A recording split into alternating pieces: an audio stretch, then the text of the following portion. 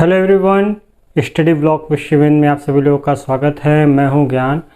Contract हम लोग पढ़ रहे हैं और ये कॉन्ट्रैक्ट की अगली लेक्चर है।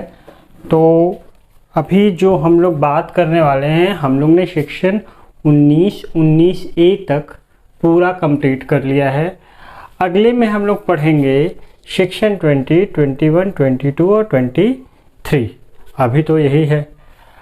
अब क्योंकि हम लोग ने जब सेक्शन 10 पढ़ा था तो उसमें बहुत सारी ऐसी चीज़ें थी जिसमें कह रहा था कि कोई करार शून्य घोषित न किया गया हो, या फिर जिस भी करार का जो उद्देश्य हो या प्रतिफल हो वो क्या हो, विधि विरुद्ध न हो। तो ये सारी चीज़ें हम लोग को इस आपके वीडियो आपको देख रहे हैं इसमें मिलने वाली है। ठीक है, इसमें काफ़ी इम्पॉर्टेंट है, समझने वाली चीज़ें हैं और अच्छे से समझिएगा। बेयर एक्ट सभी लोग ले लीजिए और फिर हम लोग आगे पढ़ते हैं।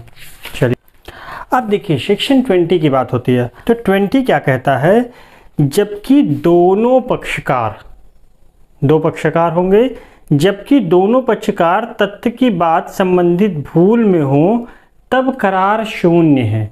ठीक, अब पढ़ दो रहे हैं आगे।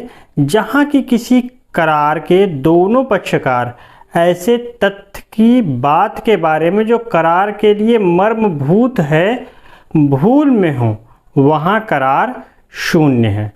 अब बात आती है सेक्शन 20 की। ठीक है, तो यहाँ तक अगर आपने देखा होगा तो कौन से करार, तो कभी भी एक करार होता है और करार में कोई ना कोई एक टॉपिक पे करार होता है कि मुझे ये पेन खरीदनी है, घर खरीदना है, कोई काम करना है, नहीं करना है, वो सारी चीज़ें। बट अगर दोनों के दोनों पक्षकार मिस्टर ए और मिस्टर बी दोनों जिस चीज़ के लिए करार कर रहे हो उस चीज़ पे ही दोनों लोग क्या हों, भूल कर लिए हों, तथ्य संबंधी भूल कर रहे हों। ठीक है, उनको इस चीज़ का भुलावा है कि जिस चीज़ के लिए वो कर रहे हैं वो सही सलामत है, पर वास्तविकता में वो सही नहीं है। वो क्या गलत तरीके से जब ये कॉन्ट्रैक्ट कर रहे हैं तो इनको जो जिस चीज़ के लिए कॉन्ट्रैक्ट कर रहे हैं, मान लीजिए इन्होंने कहा मुझे 100 कुंटल गेहूँ दे दीजिएगा, 100 कुंटल जो आपके खेत में, पता लगा खेत में तो पूरा का पूरा क्या हुआ, ओला पड़ गया या फिर बहुत अच्छी बारिश हो गई या कुछ भी हो गया, उसकी वजह से क्या हुआ, पूरी फसल ही नष्ट हो चुकी है। तो यहाँ पे ये भी करार कर रहे हैं कि ठीक है दे दूंगा, आप मुझे पैसे दे दीजिएगा, पर यहाँ फसल क्या है, नष्ट हो चुकी है। तो ये दोनों भूल में हैं, भुलावे में हैं। जिस चीज़ के लिए कर रहे हैं वही क्या है, उसी तथ्य के बारे में ये दोनों लोग भूल कर रहे हैं। तो यहाँ क्या कह रहा है, तथ्य संबंधी भूल। अब तथ्य संबंधी ये दोनों लोग भूल कर रहे हैं, दोनों पक्षकार भूल में हैं, तो क्या हो जाएगा, करार शून्य हो जाएगा।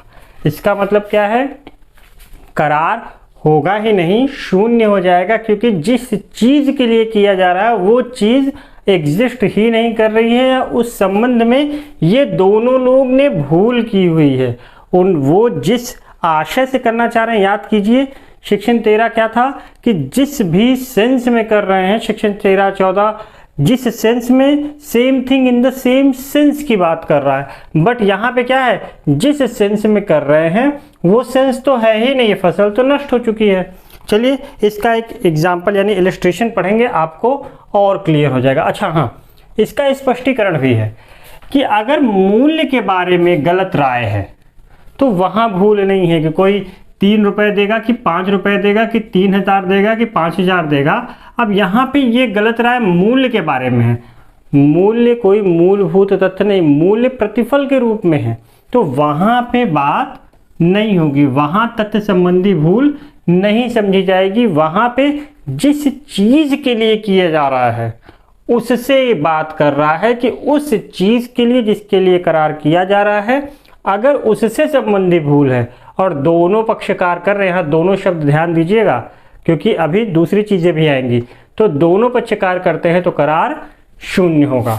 ठीक, ये अब चलिए हम लोग उस पे आते हैं, दृष्टांत पे आते हैं। दृष्टांत देखिए, माल के एक विनिर्दिष्ट स्थोरा को जिसके बारे में यह अनुमान है कि वह इंग्लैंड से मुंबई को चल चुका है, अब कोई क्या कहता है कि भैया हमारा माल दिल्ली से लखनऊ आ रहा है, हमको क्या पता लग रहा है कि दिल्ली से लखनऊ कोई माल आ रहा है, ठीक है। ख को बेचने का क करार करता, और मैं यहाँ पे आपसे कह लूँ मेरा माल लखनऊ में आ रहा है दिल्ली से, और ये सामान मैं आपको इतने रुपए में दे दूंगा। आप भी कहते हैं ठीक है, ये सारा का सारा माल हम खरीद लेंगे, दोनों लोगों ने कॉन्ट्रैक्ट कर लिया। बट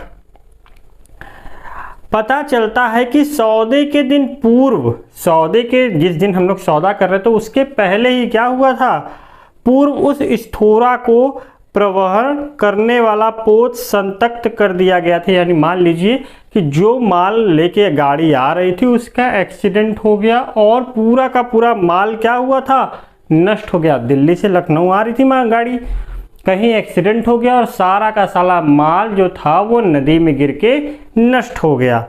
अब यहाँ पे क्या था, हम दो पक्षकार लोग क्या कर रहे थे, माल खरीदने, जो माल मेरा आ रहा था उसको बेचने के लिए, और मैं पैसे लेने के लिए यहाँ बैठा हूँ, हम लोग कॉन्ट्रैक्ट कर रहे हैं।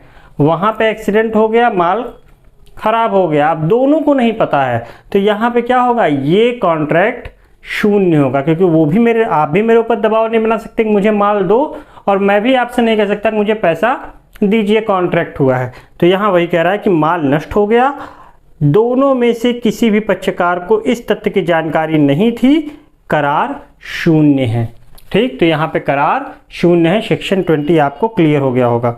चलिए दूसरा इलस्ट्रेशन भी पढ़ लीजिए, घोड़े वाला है कि भाई घोड़ा बेचने का करार हो रहा है और घोड़ा सौदे के दिन मर चुका है, तो वहाँ पे क्या होगा, दोनों पक्षकारों को अगर जानकारी नहीं है तो करार शून्य होगा। ठीक ही ठीक इसी तरीके से ख के जीवन पर्यंत के लिए एक संपदा का हकदार होते हुए क उसे ग को बेचने का करार करता है। करार के समय ख मर चुका है, ठीक है, किंतु दोनों पक्षकार इस तथ्य से अनभिज्ञ थे, जो दोनों कर रहे हैं वो अनभिज्ञ हैं, करार शून्य। किसी दोनों पक्षकार को किसी तथ्य के बारे में नहीं पता और वही क्या हो गया है, नष्ट हो गया है, खत्म हो गया है, तो यहाँ पे क्या हो जाएगा, शून्य हो जाएगा। सेक्शन 20 आई थिंक आपको क्लियर होगा।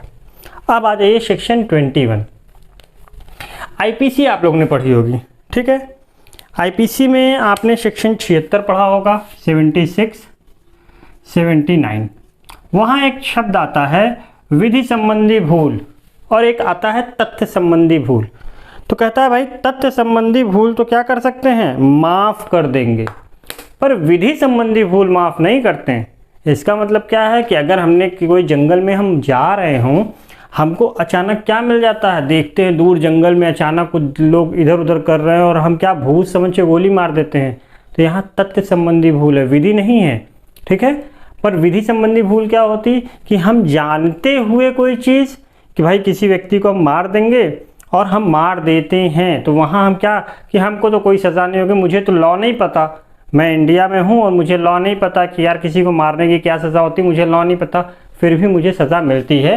तो सेम टू सेम यहाँ पे कि विधि के बारे में अगर कोई भूल करता है तो उसका क्या प्रभाव होगा, क्वेश्चन यही है कि विधि के बारे में भूल का क्या प्रभाव है। तो संविदा शून्यकरणीय नहीं है। जो आपने संविदा की है, दो व्यक्तियों ने संविदा की है और वो किसी भूल से कर देते हैं, और किस चीज़ की भूल है, विधि की भूल करते हैं वो कि भाई हमको तो पता ही नहीं कि हमारे देश में ये कानून लागू है, तो संविदा शून्यकरणीय नहीं होगी यदि भारतीय विधि के बारे में आप भूल करते हैं, क्योंकि आप भारत में रह के भारत की ही विधि नहीं जानते, इसका आपको बचाव नहीं मिलता। तो सेक्शन 21 यही कहता है कि विधि के बारे में भूल का क्या प्रभाव पड़ेगा, तो संविदा शून्यकरणीय नहीं होगी यदि आप भारत की विधि के बारे में भूल कर रहे हैं।